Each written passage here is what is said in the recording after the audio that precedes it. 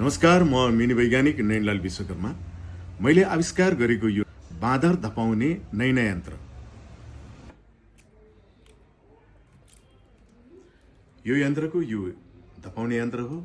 यसरी बत्ती बल्छ र यो ब्याट्री हो र यो इयरमफ हो, कानमा लगाउने। यो यन्त्र चलाउनेले कानमा लगाउने हो र यो अन गरेर यो स्विच अन गर्ने हो।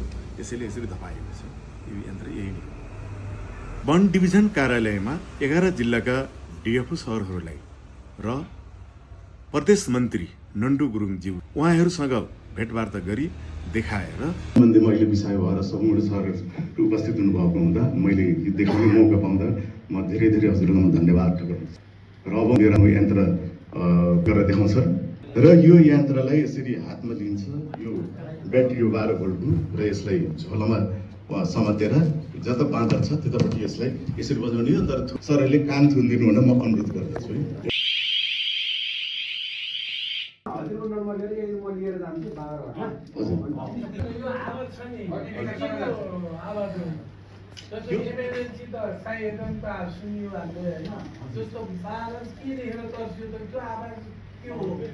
यसको आवाज यो हो कि यसको आवाज साह्रै चर्को छ र यसले कानमा सिधा दबाब दिन्छ यसको आवाजले।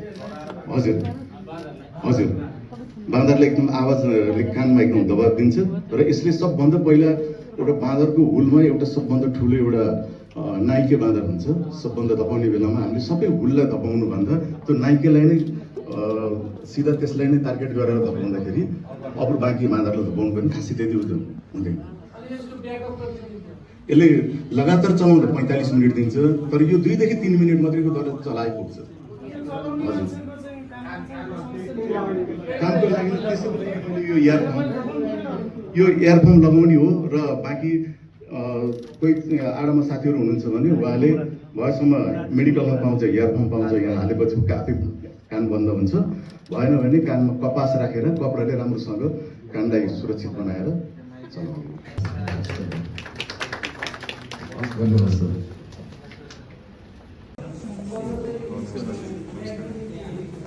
मेरो नाम मिनी वैज्ञानिक नयनलाल विश्वकर्मा हो। त्यसैले म ज्वेलरीको काम गर्छु। मैले पछिल्लो समय मैले 2046 सालमा मैले सुनचानीको काम गरेँ। आगो पहिला चाहिँ बत्तीले पुग्नु पर्थ्यो र कोइलाले काम गर्नु पर्थ्यो। मैले त्यसपछि मात्र पेट्रोलले चल्ने पेट्रोल पम्प बनाएपछि सबै प्रत्येक सुनचानी पसलहरूमा त्यही पम्प चलाइन्छ। त्यसपछि मैले जमिनदेखि माथि 5 फुट माथि उड्ने हवाई जहाज बनाएँ। अनि त्यसपछिबाट मैले पोखरामा एफएम थिएन, 2057 सालमा एफएम तान्ने एउटा एन्टिना बनाएर काठमाडौँको 2टा 100 FM र 96.1 र इन्डियाको 3टा गरेर 5वटा एफएम बनाएपछि त्यो बेलाको राज्य त्यस्तै थियो। त्यसपछि दबाबहरू मैले सबै आविष्कार गर्न छोडेँ। अहिले मैले यो बाँदर धपाउने यन्त्रको आविष्कार गरेको छु। अनि यसलाई 12 बत्ती गरेर चलाउने यन्त्र यसले बाँदरलाई हानि नोक्सानी नपुर्याइकन आवाजले मात्रै नियन्त्रित गराएर त्यो सोचेको छु। परीक्षणको लागि रेडी अवस्थामा छ र मैले मन्त्रीज्यूले यो मैले गरेका विभिन्न संस्था उद्योग मन्त्रीज्यूबाट मैले पाएको सम्मानपत्र केन्द्र गरिदिनु पत्रिका त 3टा मात्र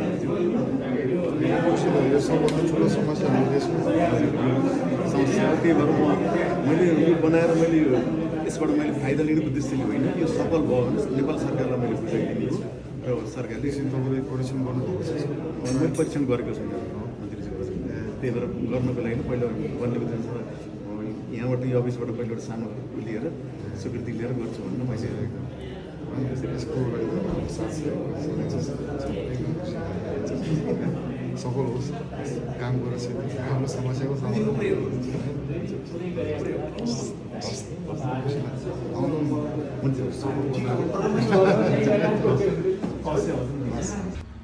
परीक्षण यसलाई 3 ठाउँमा गरिएको छ। पहिलो परीक्षण लुम्ले कृषि केन्द्रको तल जलजला भन्ने ठाउँमा गरिएको हो।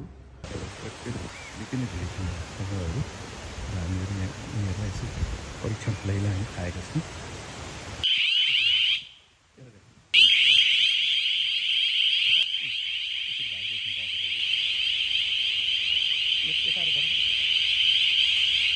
यसो माथि तल माथि गरेर जाए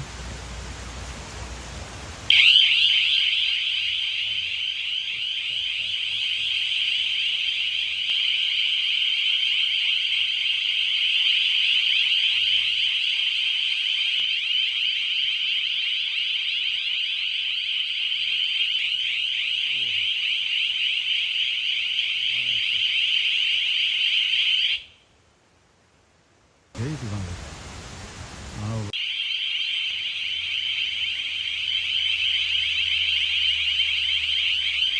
बाँदर धपाउने भनेर मैले बनाएको एउटा यन्त्र लिएर आएको छु सर एउटा समूह निकै ठुलै समूह थियो हजुरहरूले अब यहाँको बासिन्दा भएको हुनाले यो बाँदरको समूह कति छ र यसले हजुरहरूलाई कतिको त्रासित बनाइरहेको छ भन्ने यसो जानकारी पाउँछ सर अहिले बाँदरले त अत्याधिक अत्याएको छ हामीलाई हजुर खेती लाउँदा छेउछाउमा करिब कतिपय जग्गाहरू त बाँझो छोडिसके बाँदरकै कारणले है मैले यो बारी चाहिँ 8-10 वर्ष कमाउँदाखेरि बाँदरै कुर्ने खेती नै खाने भनेर बाँदर कुर्दाखेरि मेरो छोरीको बाँदर लहर्दाखेरि हात पनि भाँचिएको छ तत्काल भोलिपल्ट मैले हस्पिटल लगेँ हस्पिटल गएर अर्को साथीलाई छोडेर आउँदाखेरि भोलिपल्ट आउँदाखेरि बारीमा मकै एउटा पनि थिएन यति सबै सुहा भने सक्यो अनि यो यन्त्रले बाँदर धपाउन सफल भयो भने हजुरहरू खुसी हुनुहुन्छ एकदम खुसी अब मैले त सोचेको छु यो यन्त्र सफल भयो भने नेपाल सरकारलाई दिन्छु हजुर र मैले त बेच्दिनँ नेपाल सरकारलाई दिन्छु र नेपाल सरकारले यो उत्पादन गरेर हजुरहरू जस्तो कृषकहरू मारमा पर्नुभएका कृषकहरूलाई राहतमा दियोस् भन्ने मेरो एउटा चाहना छ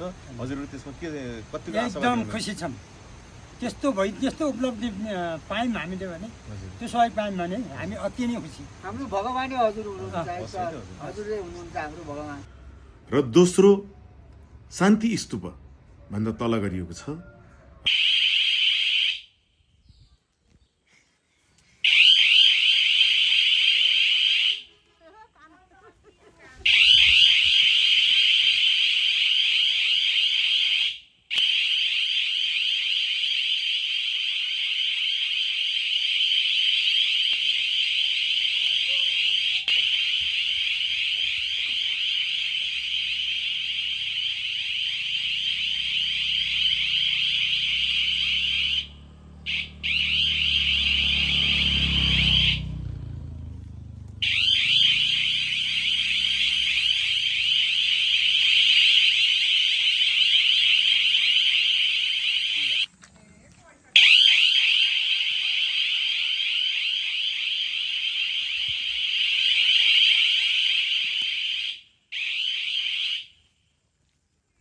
होइन अघि रुखमा धपाएको तर यहाँ धेरै समूह रहन्छ पातलो फेट्टा फुट्टा रहेछ त्यही पनि हामीले धपाएको अहिले हामीले मकै भित्र हालेको अलिक ढिलो भएछ कि हामी आउन र तेस्रो माछापुच्छ्रे गाविस लाचोकको भिरकटरी भन्ने ठाउँमा गरिएको हो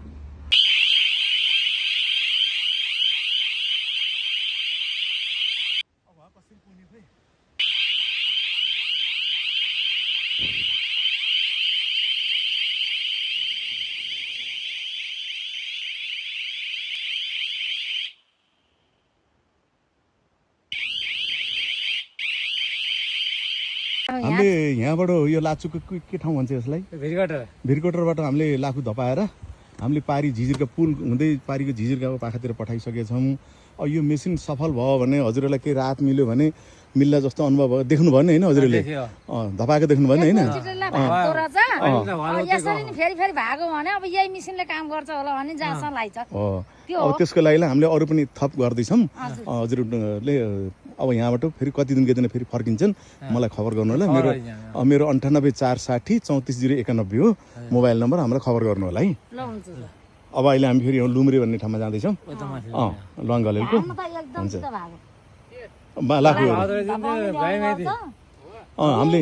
हामीले यहाँबाट यो उहाँबाट भगाउँदै ल्याएको हो यसरी भगाउँदै ल्याएर यता भिरभिरै हुँदै यताबाट यसरी ल्याएर अनि यता तल फाँटमा झारेर पारीबाट पनि फेरि खोला तरेर झिझिर्काको भिरमा पुऱ्याएका छौँ हामीले